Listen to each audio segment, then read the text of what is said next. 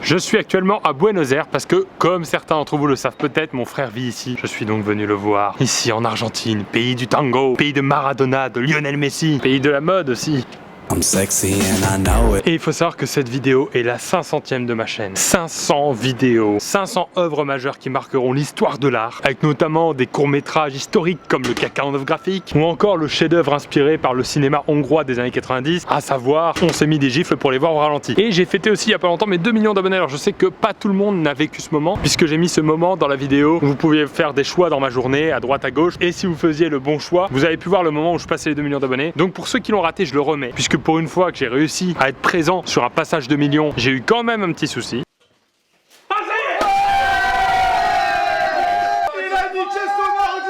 Je vous avoue que maintenant j'ai quelques touches qui répondent plus trop. Voilà, donc 500 vidéos, 2 millions d'abonnés sur ma chaîne, plus de 500 millions de vues en tout. Honnêtement, si on était sur un reportage télé qui parlait de YouTube, je pense qu'ils utiliseraient l'expression des chiffres qui donnent le tournis. J'appellerais cette vidéo une vidéo témoin. Évidemment, tout ce que je vais dire dans cette vidéo est totalement personnel. Ça concerne que mon cas, je me permettrai pas de faire des généralités. On a tous des parcours différents, que ce soit un Norman, un Mixem ou Matt Podcast, on a tous fait des choses plus ou moins bien. Donc je vous ai préparé ce petit PowerPoint que j'ai modestement appelé Comment j'en suis arrivé là, sous-entendu genre j'ai un peu réussi ma vie. Wesh. Déjà pour ceux qui n'ont pas suivi l'histoire de ma chaîne, j'ai fait un petit bilan de mon nombre de vidéos par an. Faut savoir que j'ai commencé en 2013, des vidéos d'abord sur Dailymotion. J'en ai fait 7 la première année, 7 en un an, sachant qu'il y a une période où je faisais une vidéo par jour. C'est-à-dire qu'en une semaine, j'ai fait plus de vidéos qu'en 2013. 2014, on bosse un peu plus, on fait des heures sup, 10 vidéos dans l'année, bravo. Sauf qu'à l'époque, j'avais encore un travail à côté et en plus, je commençais la scène. Donc les vidéos n'était pas forcément ma priorité. Mais en 2015, là, ça commence à s'accélérer. 78 vidéos. En 2016, là, j'arrête d'avoir tout espoir d'avoir une vie sociale. Je passe directement à 225 vidéos dans l'année. Bah, c'est la période que beaucoup d'entre vous connaissent puisqu'ils sont abonnés à ce moment-là avec ce concept de une vidéo par jour. Et en 2017, alors là, on repart sur un rythme tranquille. 170 vidéos, on descend. Peut-être en 2018, il y en aura encore moins. Et peut-être que dans 4 ans, on reviendra à un rythme de 7 vidéos par an. On n'en sait rien. En tout cas, malgré ces centaines de vidéos, il y a un chiffre que je trouve intéressant, c'est le chiffre 5. Pourquoi ? Parce que déjà, j'ai des ongles impeccables. Le chiffre 5 est intéressant parce que malgré ces 500 vidéos que j'ai postées sur ma chaîne, il y en a 5, exactement 5, qui pour moi m'ont fait passer des paliers importants. Je m'explique, vous allez comprendre. Déjà, la première vidéo, rompre à l'aide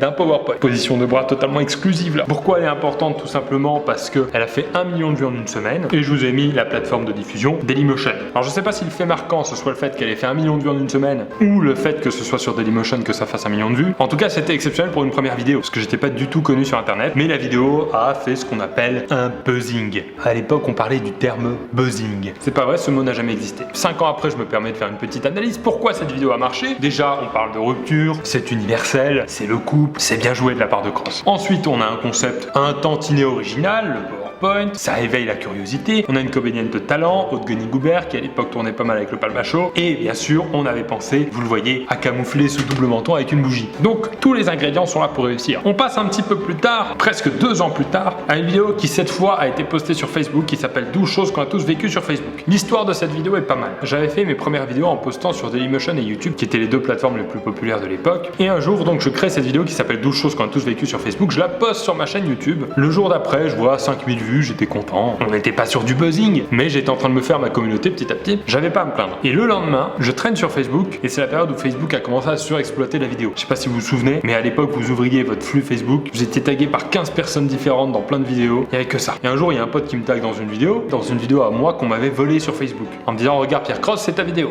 Et je voyais que le mec qui avait volé ma vidéo avait plein de likes, plein de vues. C'était une vieille vidéo. Hein. Donc là, je me dis je viens de sortir ma vidéo sur YouTube des choses qu'on a tous vécues sur Facebook. Elle fait 5000 vues. Je vais essayer de la poster sur Facebook juste pour voir ce que ça donne. Et je la poste sur Facebook. Je la poste sur ma page perso, même pas une page fan, hein, vraiment à l'arrache. Je me rappelle très bien le soir là, je pars faire la première partie du spectacle de Verino. J'éteins mon portable pendant le spectacle parce que je réponds rarement aux appels pendant que je suis sur scène. Je le rallume et à ce moment-là, j'ai 16 000 demandes d'amis sur Facebook. En fait, cette vidéo là dans la soirée avait fait du buzzing et comme on pouvait pas s'abonner à une page perso Facebook, les gens me demandaient en ami. Donc là, ça commence à faire déjà 2 vidéos qui ont bien tourné et puis quelques mois plus tard, je fais cette fameuse vidéo ce qu'on rêverait d'entendre dans l'avion, toujours sur Facebook parce qu'à l'époque, je m'étais concentré à fond sur Facebook et j'ai fait 2 millions de vues en 24 heures. Quand la vidéo est sortie, j'ai l'impression qu'il y a plein de gens qui l'ont vu, à tel point qu'il y a même un videur de boîte qui m'a accepté. Alors pour certains ça paraît banal, mais pour moi c'est un geste extrêmement fort. C'est quelque chose qui ne m'était jamais arrivé à l'époque. Un peu plus tard, je sors sur Facebook et sur YouTube cette vidéo qui s'appelle Tester Tinder avec un enfant. À l'époque, je faisais beaucoup de vidéos sur Facebook. Ma chaîne YouTube, elle avait du mal à décoller. Sauf que quand je sors cette vidéo, c'est une vidéo que tous les sites féminins trouvaient super mignonne. Et j'ai eu plein d'articles qui ont partagé ce lien YouTube. Et ça a fait venir plein de monde sur ma chaîne. J'ai eu 45 000 abonnés dans la semaine de sortie de cette vidéo. Et c'est à partir de là que ma chaîne YouTube a vraiment commencé à décoller. Quelques mois plus tard, la 5e vidéo qui marque un petit peu l'histoire de ma chaîne, c'est évidemment Sortir avec une actrice porno, la vidéo la plus vue de ma chaîne et qui a fait un lien naturel entre mes deux passions, la vidéo et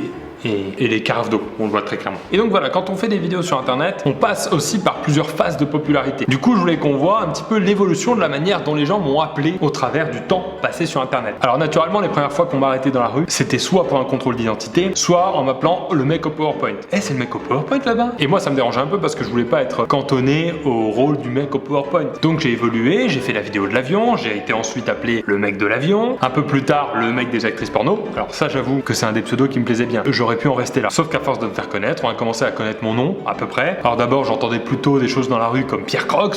Et ensuite, au bout de quelques années, mon nom est enfin respecté. Je vous ai fait ensuite un petit schéma qui représente un petit peu, comment dire, l'estime que les abonnés ont pour nous, selon un petit peu le nombre d'abonnés qu'on a sur la chaîne. Eh bien, sachez, et là je parle à tous les youtubeurs qui commencent, qui ont envie de se lancer, sachez que vous connaîtrez plusieurs périodes. Déjà la période au départ où les premiers abonnés vous découvrent, et là vous allez voir souvent ce commentaire qui vous dit « Ce mec mérite clairement plus d'abonnés ». C'est encourageant. Et vous verrez, à un moment de l'évolution de votre carrière sur internet, vous allez passer directement à la phase « Je comprends pas pourquoi ce mec a autant d'abonnés », sans même, et là c'est fort, que la phase « Ce mec a vraiment pile le nombre d'abonnés qu'il mérite » existe. Cette phase n'existera jamais, sachez-le. Et ne soyez pas surpris par ça. Et d'ailleurs, je voulais continuer à m'adresser à ceux qui se lancent sur YouTube, qui espèrent un jour pouvoir faire ce métier, qui voudraient un jour me prendre ma place. Je vais vous donner des conseils, car je suis con. Alors mes conseils pour réussir, je me rappelle plus, donc je vais regarder mes notes. Ah oui, trouvez votre singularité. Là, je vais être un peu sérieux. Je vais enlever cet épi.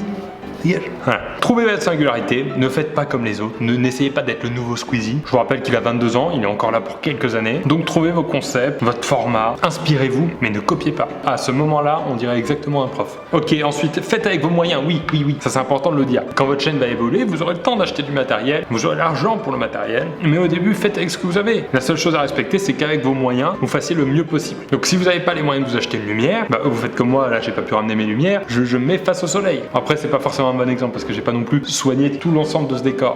Il y a encore des fils électriques, ma prise d'ordinateur tient grâce à une enceinte et des serviettes en papier et j'ai toujours cette mèche. Et je vous promets que même avec un téléphone portable ou un petit appareil photo numérique, il y a largement de quoi faire. Ensuite, troisième conseil très sérieux, enlevez-vous toutes les contraintes. Alors là, ça c'est mon conseil personnel. Je suis persuadé que beaucoup de youtubeurs seront pas d'accord avec moi, mais personnellement, quand je fais des vidéos, j'ai envie que ce soit un plaisir et j'ai pas envie.